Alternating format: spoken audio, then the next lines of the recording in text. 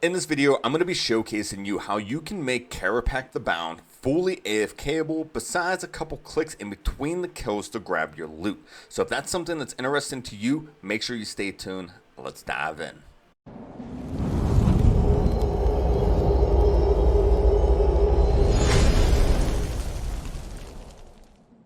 Now, to make a boss like Kerapac super AFKable, there are some requirements. Starting off, we have the 90 plus combat skills. Then you're going to need 95 plus prayer with curses unlocked. Then you're going to need 107 Herbler so you can have your Elder Overload salves, which it is boostable to up to 107, so you can easily get it done.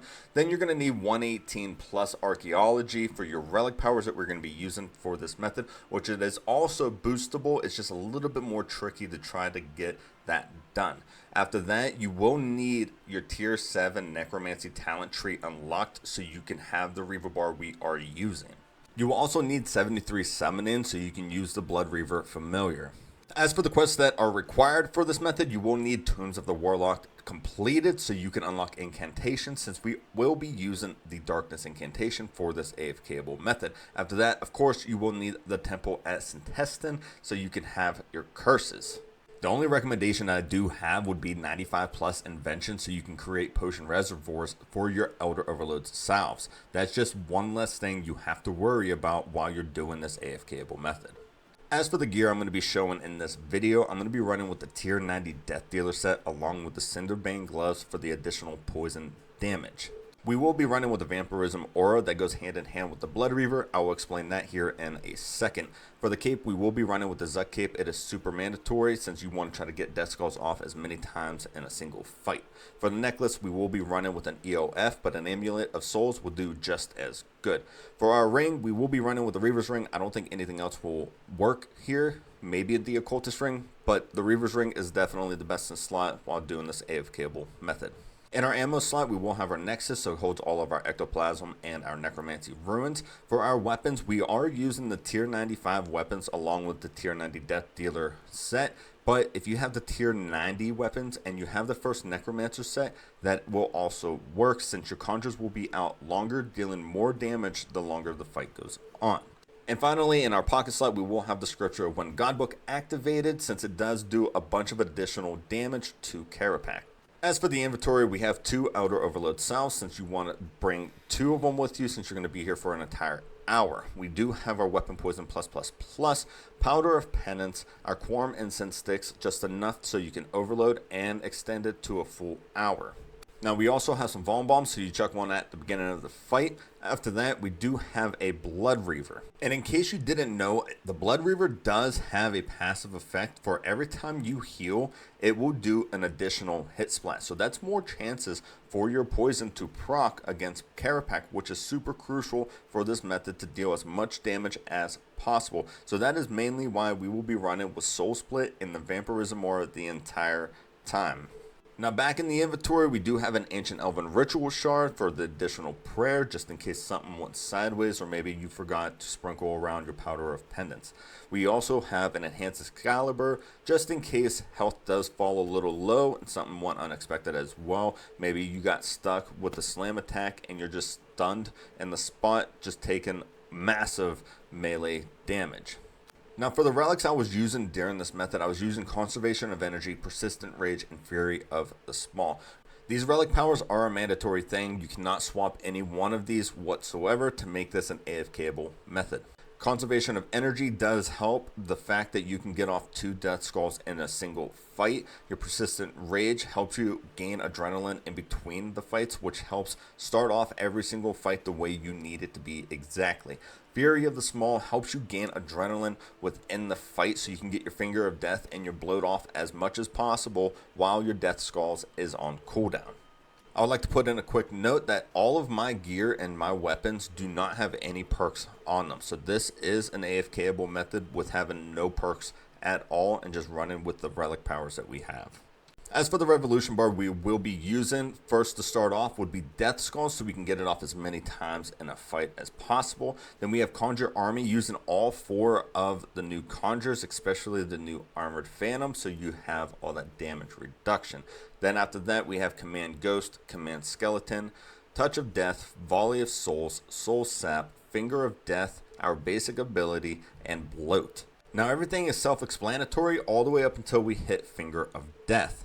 It is basically used as an adrenaline dump while your Death Skulls is on cooldown, along with it being able to deal massive amount of damage. Now after that, we do have the basic ability. The basic ability is only in here to help with all the other cooldowns. So when the basic ability gets used, everything else might come off of cooldown before you reuse Bloat and over again.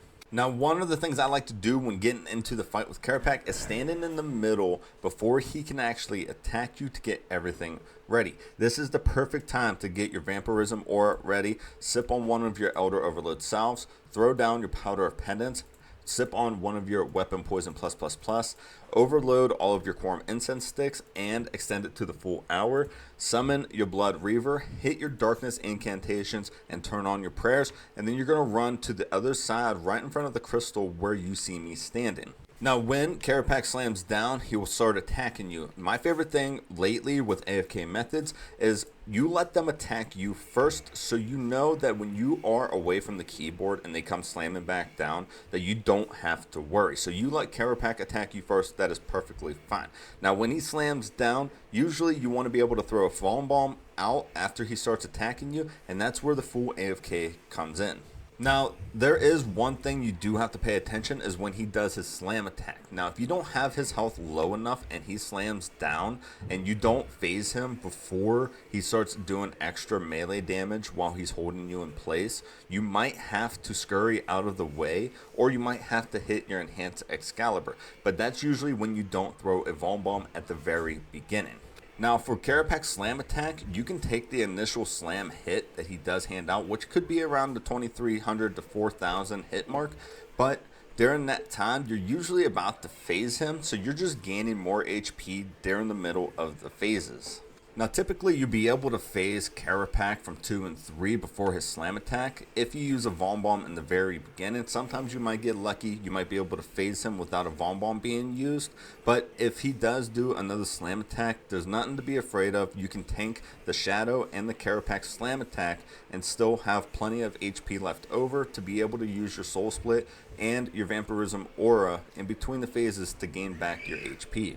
Other than Kerapac's slam attack, you don't need to worry about any of his mechanics. During this method, you will never even see his lightning strike mechanic. The only other mechanic that you will be hit with will be the shatter mechanic, but he will stun you for a little bit. But that's why you have your conjures, your Scripture of Wind God book, maybe your Death Skulls is even going on at the same time while being stunned. So there is plenty of stuff going on for you to keep your HP up long enough while you're being stunned.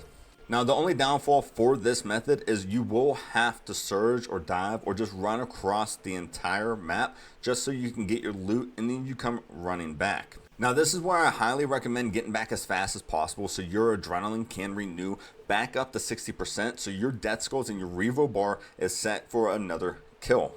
Now, if you have to use the Darkness incantation, if you use it while regaining your adrenaline, it will stop you regaining your adrenaline, and there's a high chance that you will not have your Death Skulls at the very beginning of each fight. Now, while you're regaining your adrenaline, you're able to sip on your Elder Overload Salve and your Weapon Poison +++, because that does not stop it, and it doesn't put you into a combat mode, so you're able to do that if you need those done. But other than that, you want to keep an eye on all of your timers on everything that you have up and ticking. So your Darkness incantation is up and running, you have your Elder Overload salves, your Weapon Poison +++. You want to make sure that everything is active, or this could go south pretty quickly for you.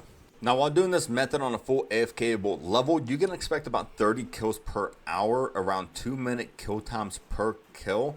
After the expenses of 6 million and about 400,000 to 1.8 million GP per kill, you're expecting around 27 million GP per hour, which is not bad for a boss that you can AFK.